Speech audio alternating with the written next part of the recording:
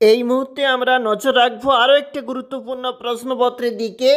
অর্থাৎ আমাদের কাছে এখন রয়েছে সপ্তম শ্রেণীর গণিতের একটি প্রশ্নপত্র 2024-এর প্রশ্নপত্র, এবং সেই প্রশ্নপত্রটি কেমনটা রয়েছে আমরা আজকে একবার দেখে নেব।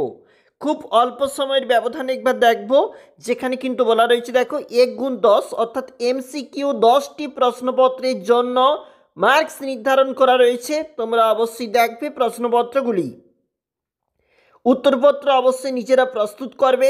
আমরা একটু চলে যাচ্ছি, যেখানে কিন্তু আমাদের 2-এর দাগ রয়েছে এবং যেখানে বলা রয়েছে 2×5, প্রতিটি প্রশ্নের মান কিন্তু এখানে 2 নাম্বার করে।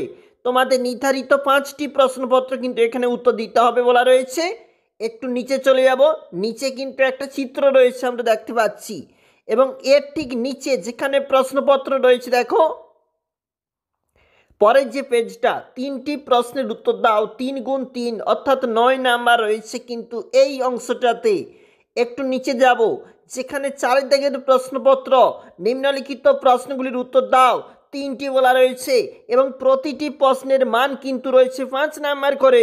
অবশ্যই গুরুত্বপূর্ণ প্রতিটি প্রশ্নপত্র এই মুহূর্তে দেখবে তোমরা অবশ্যই।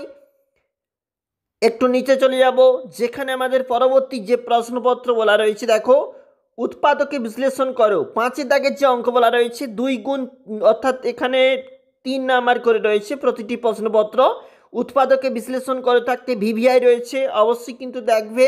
চলে যাব একটু নিচে, সমাধান করো 2টি প্রশ্নপত্র বলা রয়েছে, মানে এর জন্য 3 নাম্বার করে রয়েছে অর্থাৎ প্রশ্নপত্রগুলির জন্য। এবং 7 দাগের যে প্রশ্ন বলা রয়েছে সমীকরণ গঠন করে সমাধান করো একটি, এবং এর জন্য 4 নাম্বার রয়েছে। 8 দাগের প্রশ্ন গুরুত্বপূর্ণ 2×5 অর্থাৎ যে কোনো 2টি প্রশ্ন করতে হবে, কিন্তু সেগুলি রয়েছে 5 নাম্বার করে। অবশ্যই গুরুত্বপূর্ণ থাকছে, তোমরা কিন্তু জ্যামিতি থাকতে অবশ্যই দেখে রাখবে প্রশ্নপত্রগুলি।